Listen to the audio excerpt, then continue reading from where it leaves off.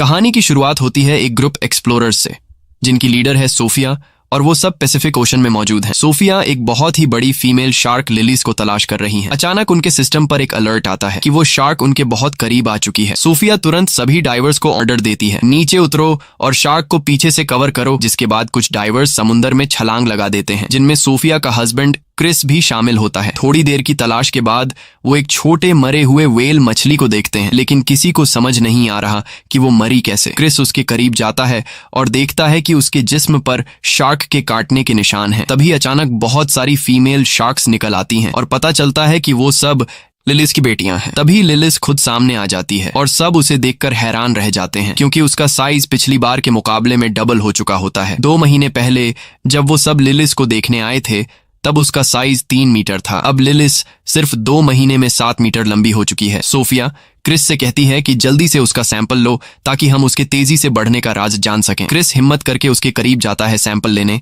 लेकिन लिलिस तुरंत उस पर हमला कर देती है। उसी वक्त क्रिस और सोफिया के बीच कनेक्शन कट जाता है। सोफिया बहुत परेशान हो जाती है और खुद समुद्र में उतर जाती है ताकि अपने हस्बैंड को ढूंढ सके। वो जैसे ही नीचे जाती है, उसे क्रिस का कटा हुआ बाजू मिलता है और वहां और किसी डाइवर का कोई नामो निशान नहीं होता। वो समझ जाती है कि वो सब शार्क की खुराक बन चुके हैं, मगर वो हिम्मत नहीं हारती और फैसला करती है कि किसी तरह उस शार्क से सैंपल लेकर ही रहेगी। वो लिलिस के करीब पहुंचती है और सैंपल लेने की कोशिश करती है, लेकिन शार्क उस पर भी हमला कर देती है। सोफिया खुशकिस्मती से एक जाल में फंस जाती है, लेकिन शार्क जाल को खींचती हुई समुद्र की गहराइयों में ले जाती है। किसी तरह से वो जाल से निकलने में कामयाब हो जाती है और खुद को बचा लेती है। फिर 3 साल बीत जाते हैं और हम पहुंचते हैं पेरिस, जहां 2 नौजवान लड़के सीन नदी में मछलियां पकड़ रहे होते हैं। लेकिन अचानक उनके जाल में एक बम आ जाता है। ये देखकर वो दोनों लड़के पुलिस को इस बम की खबर देते हैं। बम की खबर सुनकर रिपोर्टर्स भी वहां आ जाते हैं। तभी पुलिस आकर लोगों को समझाती है कि वर्ल्ड वॉर 2 के दौरान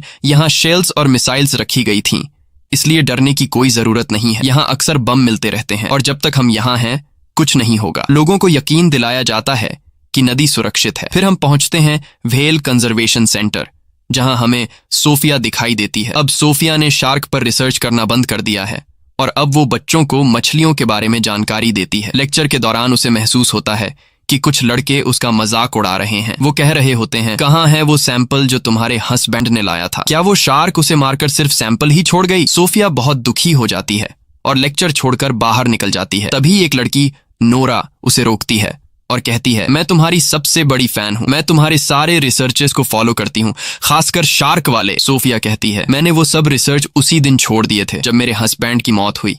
उन दिनों की याद मत दिलाओ, मुझे तकलीफ होती है। वो जाने लगती है, लेकिन नोरा कहती है, मैंने पता लगाया है कि तुमने लिलीज के शरीर में एक ट्रैकर डिवाइस लगाई थी। सोफिया हैरान रह जाती है। इसके बाद नोरा उसे अपनी ऑर्गेनाइजेशन ले जाती है ताकि डिटेल में बात कर सके। हमें पता चलता है कि नोरा ने समुद्री जीवों को बचाने के लिए एक ऑर्गेनाइजेशन बनाई है। वो समुद्र में रहने वाले जानवरों से बेहद प्यार करती है।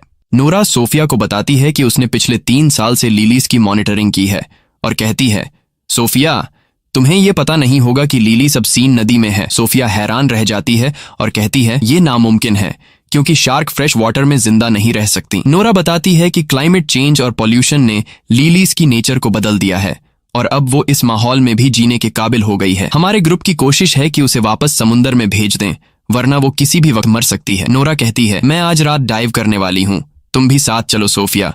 हम दोनों शार्क को देखते हैं और उसे उसके घर वापस ले जाते हैं। सोफिया कहती है, क्या डाइव? तुम्हें क्या लगता है ये इतना आसान है? ये बहुत ज्यादा रिस्की है। ऐसा करने से तुम्हारी जान जा सकती है। ये कोई आम सी मछली नहीं, ये दुनिया की सबसे खतरनाक शार्क है। सोफिया वहां से निकलकर अपने घर पहुंचती है। घर जाकर वो अपने हस्बैंड के आखिरी मिशन की वीडियोस देखती है और वो रो पड़ती है, क्योंकि उसी ने अपनी टीम से कहा था कि वो इस मिशन में उनके साथ है। वो गिल्टी फील कर रही होती है क्योंकि वो सब उसकी वजह से मारे गए। दूसरी तरफ हम देखते हैं कि नोरा अपनी दोस्त बिन के साथ सीन नदी में एक बोट पर होती है। नोरा कहती है, क्या तू मेरे साथ नहीं उतरेगी? बिन पानी में उतरने से इनकार कर देती है और कहती है, तू जा, मैं यहाँ तेरा ध्यान रखती हूँ। नोरा अकेले ही पानी में उतरती है और लिलीज को हर जगह ढूंढती है। दूसरी ओर सोफिया सिस्टम में लिलीज की मूवमेंट्स ट्रैक कर रही होती है।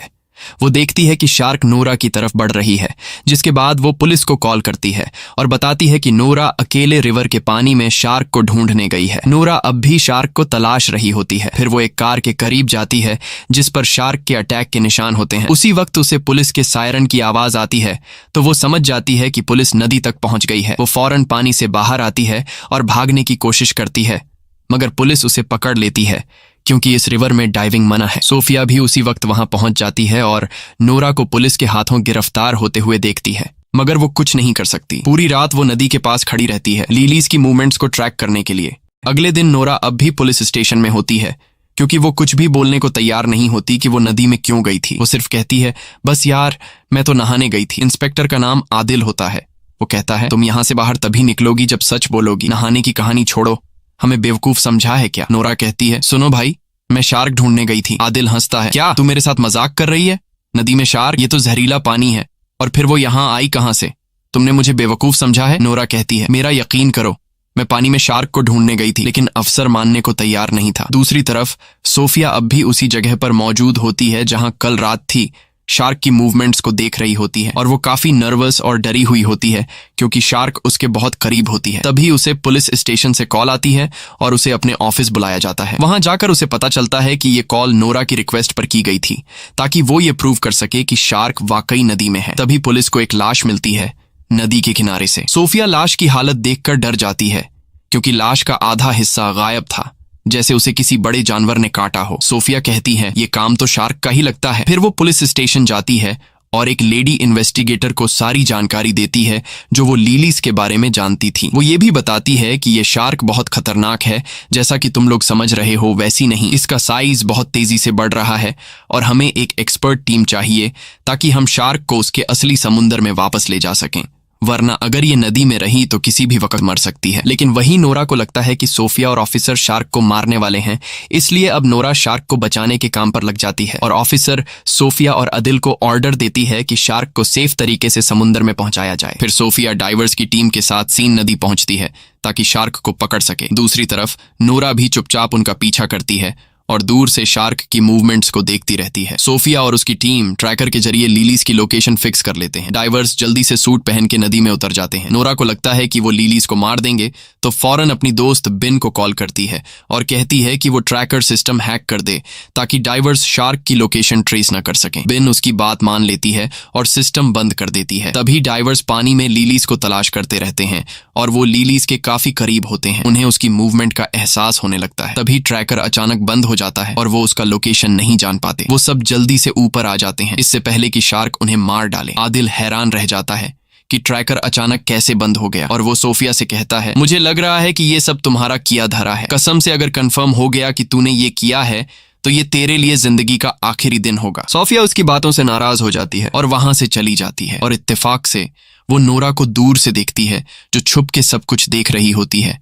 तो वो फौरन समझ जाती है कि उसी ने ट्रैकर का सिस्टम खराब किया है। रात को आदिल अपनी अफसर से बात कर रहा होता है और कहता है कि हमें दरिया के आसपास सब रुकावटें लगा देनी चाहिए जब तक हम उस शार्क तक नहीं पहुंचते। तो वो कहती है कि हम नदी का किनारा बंद नहीं कर सकते क्योंकि कुछ दिनों बाद यहाँ एक बहुत बड़ा रेस फेस्टिवल शुरू होने वाला है जिसे हम किसी भी हालत में रद्द नहीं कर सकते। पता चलता है कि ये फेस्टिवल एक बड़ी स्विमिंग रेस है जो सीन नदी में होने वाली है और इसमें देश के सबसे प्रोफेशनल स्विमर हिस्सा लेने वाले हैं। जाहिर है कि सिटी मेयर इस फेस्टिवल को कैंसिल नहीं करेगी क्योंकि इस पर $1 अरब से ज्यादा खर्च हो चुके हैं। आदिल बहुत मायूस हो जाता है और सोफिया के बारे में सर्च करता है और उसे सब कुछ पता चल जाता है कि उसके आखिरी मिशन के बाद क्या हुआ था। उसका हस्बैंड और पूरी टीम मर गई और वो अब भी खुद को कसूरवार मानती है। आदिल बहुत दुखी होता है कि उसने उसके साथ सख्त बात की और उसे नाराज करके भेज दिया। अगले दिन नूरा एक वीडियो बनाती है जिसमें वो शार्क के साथ हो रहे जुल्म पर बात करती है। वो कहती है कि हर साल लाखों शार्क मार दी जाती हैं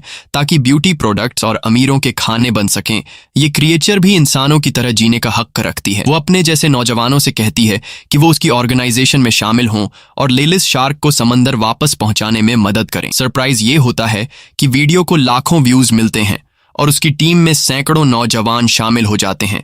सबका एक ही मकसद होता है, लेलिस को सलामती से समंदर तक वापस ले जाना। फिर आदिल सोफिया से मिलता है और कहता है, मैं माफी चाहता हूं अपनी बदतमीजी के लिए और वादा करता हूं कि मैं तुम्हें सिटी मेयर से मिलवाऊंगा। तुम उसे सब कुछ समझाओ। जिसके बाद आदिल सोफिया को मेयर से मिलवाने ले जाता है। सोफिया मेयर को सारा किस्सा सुनाती है और स्विमिंग रेस बंद करवाने की रिक्वेस्ट करती है, मगर मेयर कहती है कि हजारों फौजी वहां पर मौजूद होंगे और फेस्टिवल अपने टाइम पर ही स्टार्ट होगा, कोई शोर शराबा नहीं चाहिए। सोफिया गुस्से में आकर कहती है, ये फेस्टिवल कैंसिल होना चाहिए, वरना तुम सैकड़ों लोगों को मौत के मुंह में भेज दोगी। अगर वो लोग नदी में उतरे तो लेलिस एक एक करके सबको खा जाएगी, और तुम्हें अंदाजा भी नहीं है कि लेलिस दुनिया की सबसे खतरनाक शार्क है जिसे कोई भी काबू नहीं कर सकता। मेयर कहती है, देखो बहन, साफ साफ बात सुन लो, फेस्टिवल कैंसिल नहीं होगा, सरकार ने $1 मिलियन खर्च किए हैं इस पर। फिर मेयर पुलिस को ऑर्डर देती है कि किसी भी कीमत पर उस शार्क को मार दिया जाए। पुलिस सोफिया से मदद मांगती है तो सोफिया कहती है, मैं एक प्लान बनाऊंगी कि हम उसे नदी से निकालकर समंदर ले जाएं, मगर उसे मारा नहीं जाएगा। वो एक प्लान बनाती है जिसमें खास फ्रीक्वेंसीज के जरिए शार्क को ट्रैप किया जाएगा और थोड़ी देर के लिए बेहोश करके उसे समंदर में शिफ्ट कर दिया जाएगा। मगर प्लान शुरू होने से पहले बेन आ जाती है और वो मान जाती है कि उसने ही ट्रैकर सिस्टम खराब किया था और अब उसे पछतावा हो रहा है। लेकिन मसला सिर्फ ये नहीं, नूरा ने लेलिस का लोकेशन ट्रेस कर लिया है और वो आज ही उसे समंदर की तरफ ले जाने का प्लान बना रही है। वो बताती है कि शार्क इस वक्त सीवरेज के टैंक के पास है। वो सोफिया और पुलिस से कहती है कि वो नूरा को रोकें, क्योंकि वहां कुछ नौजवान भी मौजूद होंगे जो नूरा को सपोर्ट करने आए हैं, और वो जगह बहुत खतरनाक है क्योंकि वो सीवरेज एरिया बहुत तंग है। सोफिया कहती है, अच्छा हुआ तुमने हमें ये बताया, और वो यकीन दिलाती है कि वो अपनी दोस्त को बचाएंगी। रात को हम देखते हैं कि नूरा, बेन और ऑर्गेनाइजेशन के बाकी लोग सीवरेज एरिया में पहुंच चुके हैं और मिशन के लिए तैयार हो रहे हैं। बेन थोड़ी नर्वस लग रही होती है, जैसे कुछ छुपा रही हो, मगर वो कहती है, मैं बस तुम्हारे लिए परेशान हूँ। फिर नूरा पानी में उतरती है ये साबित करने के लिए कि शार्क इंसानों के लिए खतरनाक नहीं होती। अब वो लेलिस का इंतजार करने लगती है। उसी वक्त सोफिया, आदिल और पुलिस वहां पहुंच जाते हैं और उससे कहते हैं, फौरन पानी से बाहर आओ, मगर वो लड़की जिद करती है कि वो मिशन पूरा करेगी। सोफिया उस पर चिल्लाती है, जो तुम कर रही हो वो गलत है, ये शार्क तुम्हारी सोच से भी बड़ी है, वो तुम्हारा सोनार डिवाइस और तुम्हें जिंदा खा जाएगी। इसी वक्त नूरा के पास एक शार्क नजर आती है। सोफिया फौरन समझ जाती है कि ये छोटी शार्क लेलिस की बेटी है, लेकिन नूरा बहुत एक्साइटेड होती है और शार्क के करीब जाती है और उसे छूने लगती है ताकि सोनार डिवाइस से उसका पता लगा सके। तभी अचानक आदिल पानी में छलांग लगा देता है ताकि नूरा को बचा सके, लेकिन अचानक शार्क गुस्से में आ जाती है और नूरा पर हमला कर देती है और उसे निगल जाती है। उसी समय पूरे इलाके में हलचल मच जाती है और सभी नौजवान डर के मारे वहां से भागते हैं, और उनका जो फालतू सा प्लान था शार्क्स को बचाने का, वो इन्हें ले डूबता है। अब हर एक बंदा खुद को बचाने की कोशिश में लगा हुआ था, लेकिन बदकिस्मती से जगह तंग होती है और काफी लोग पानी में गिर जाते हैं और लेलिस और उसकी बेटी उन्हें मार देती हैं। हर तरफ पानी में इंसानों के टुकड़े नजर आ रहे थे। सारा पानी खून से लाल हो गया था। जैसे तैसे करके स्विमर थोड़े बहुत लोगों को बचा लेते हैं, लेकिन ज्यादातर लोग वो होते हैं जिनके हाथ या टांगें कट चुकी होती हैं, यानी वो सिर्फ बचा हुआ शरीर वापस ले आते हैं। फिर सब जख्मियों को पीरिस के हॉस्पिटल ले जाया जाता है, जहां सोफिया शॉक में खड़ी होती है और यकीन नहीं कर पा रही होती कि क्या हुआ। वो रोने लगती है, अपने शौहर और पुरानी टीम को याद करती है। तभी आदिल उसके पास बैठता है और उसे तसल्ली देता है। कुछ देर बाद आदिल और सोफिया को सीवरेज एरिया में बुलाया जाता है। जब वो वहां पहुंचते हैं तो लेलिस की बेटी की लाश मिलती है। उसे लैब ले जाया जाता है ताकि सोफिया उस पर रिसर्च करे, शायद कोई क्लू मिल जाए। उसी समय सोफिया को पता चलता है कि ये शार्क सिर्फ 2 महीने की है और वो प्रेग्नेंट भी है, और सोफिया को लेलिस की बढ़ती हुई ग्रोथ का भी पता चल जाता है। हैरान करने वाली बात ये होती है कि ये फीमेल शार्क बिना किसी मेल शार्क के कोलैब किए बच्चे पैदा कर सकती है, यानी बिना नर के खुद ब खुद बच्चे देना। सोफिया समझ जाती है कि ये शार्क बहुत बड़ी आफत है, क्योंकि लेलिस की तादाद कुछ महीनों में बहुत ज्यादा बढ़ जाएगी और ये इंसानों के लिए बहुत बड़ा खतरा बन सकता है। इसीलिए लेलिस और उसकी सारी नस्ल को खत्म करना बहुत जरूरी है, वरना वो इंसानों को खत्म कर देगी। अगले दिन सोफिया और उसकी टीम मेयर के ऑफिस पहुंचती है और उसे सारी नई जानकारी देती है। मेयर बहुत नाराज होती है क्योंकि मिशन नाकाम हो चुका होता है और स्विमिंग फेस्टिवल स्टार्ट होने में सिर्फ कुछ ही घंटे बाकी होते हैं। वो कहती है कि किसी भी तरह इस शार्क को मारो। सोफिया उस पर गुस्सा करती है और कहती है, तुम्हारे लिए पैसे ज्यादा अहम हैं या लोगों की जानें? मेयर गुस्से में कहती है, बाहर निकलो यहाँ से। और फिर वो फैसला करती है कि शार्क को मारने की जिम्मेदारी अब फौज को दी जाएगी। फिर सोफिया और आदिल कैफे में बैठे बात कर रहे होते हैं। सोफिया कहती है, अगर फेस्टिवल को ना कैंसिल किया गया तो बहुत बड़ी तबाही हो जाएगी, क्योंकि मेयर पैसों की भूखी है और मुकाबला हर हाल में कराएगी। आदिल कहता है, चलो मिल के दुनिया बचाते हैं। वो दोनों प्लान बनाते हैं कि वो मेयर के बिना शार्क्स को मारेंगे। फिर आदिल अपने दोस्तों से बात करता है और उनसे मदद मांगता है। सब दोस्त राजी हो जाते हैं और एक टीम बनाते हैं। पहला काम ये होता है कि 2 बम एक्सपर्ट्स को बुलाया जाए ताकि वो पानी में डायनामाइट लगाए और उसी से लेलिस को मारा जाए। फेस्टिवल के दिन सोफिया, आदिल और पूरी टीम नदी में गोता लगाती है और शार्क्स की तरफ बढ़ते हैं ताकि बम खास उनके घर में लगा दें। उधर मेयर मेला ओपन कर रही होती है उसे कुछ भी पता नहीं होता आदिल और सोफिया के प्लान का। फौज भी अपनी बोट्स में तैयार बैठी होती है किसी भी हमले के लिए। सोफिया की टीम शार्क के में जगह तक पहुंच जाती है और वो वहां हजारों शार्क मछलियां देखती है। सोफिया अपनी टीम को कहती है कि रुक जाए क्योंकि शार्क इंसानी हरकत से खतरा महसूस करती है। दूसरी तरफ मेला शुरू हो जाता है और स्विमर पानी में कूद जाते हैं। सोफिया और उसकी टीम शार्क्स के बीच बम लगा देती है और जैसे ही काम खत्म होता है सब ऊपर जाने की कोशिश करते हैं। तभी एक शार्क आती है और टीम के 2 बंदों को मार देती है। सोफिया आदिल को खींचती है ताकि जल्दी निकल सकें, लेकिन बम जल्दी फट जाते हैं। धमाका होता है और टीम के बाकी लोग ऊपर उनका इंतजार कर रहे होते हैं। सोफिया आदिल को ऊपर ले आती है। टीम उसे बोट में डाल देती है क्योंकि वो जख्मी होता है। तब सोफिया फैसला करती है कि वो अकेले नीचे जाएगी ताकि यकीन कर ले कि लेलिस मर चुकी है या नहीं। लेकिन जब वो वापस आती है तो पता चलता है कि लेलिस अभी भी जिंदा है। फिर अचानक लेलिस कश्ती पर हमला करती है, टीम को गिरा देती है और पूरी टीम को मार देती है। लेकिन खुशकिस्मती से आदिल और सोफिया बच जाते हैं और ऊपर आ जाते हैं। तब वो देखते हैं कि शार्क तैराकों की तरफ बढ़ रही है, तो वो दोनों पानी में वापस कूद जाते हैं ताकि उसे रोक सकें। लेकिन तब तक बहुत देर हो चुकी होती है। शार्क पहले ही तैराकों तक पहुंच चुकी होती हैं और एक एक करके सबको मारने लगती हैं। एक ही झटके में नदी का पानी लाल हो जाता है। हर तरफ इंसानों के टुकड़े तैर रहे होते हैं। पूरा इलाका चीख पुकार और अफरा तफरी से भर जाता है। तभी फौज पहुंचती है और लेलिस पर गोलियां चलाती है, लेकिन उन गोलियों का उस पर कोई असर नहीं होता। सबसे बड़ा खतरा ये होता है कि नदी के नीचे कई बम पहले से लगे होते हैं। अगर कोई गोली उन पर लग गई तो पूरा शहर उड़ जाएगा। और फिर वही होता है, एक गोली बम से टकरा जाती है और जोरदार धमाका होता है। पूरा शहर तबाह हो जाता है। धमाके की वजह से एक भयानक सुनामी आती है जो पूरे शहर को बहा ले जाती है। कई लोग डूबकर मर जाते हैं, जिनमें सोफिया और आदिल भी होते हैं। सोफिया पानी की सतह पर आती है और बेहोश आदिल को देखकर किसी सुरक्षित जगह ले जाती है। दोनों एक लोहे के बड़े टुकड़े पर चढ़ जाते हैं। कुछ देर बाद आदिल को होश आता है और वो पूछता है, हम कामयाब हो गए? शार्क मर गई ना? सोफिया उसकी तरफ देखती है। उसकी आंखों में आंसू होते हैं, लेकिन वो कुछ नहीं बोलती। आदिल चारों तरफ देखता है और सदमे में चला जाता है। पूरा पेरिस शहर डूब चुका होता है और हर तरफ शार्क मछलियां तैर रही होती हैं।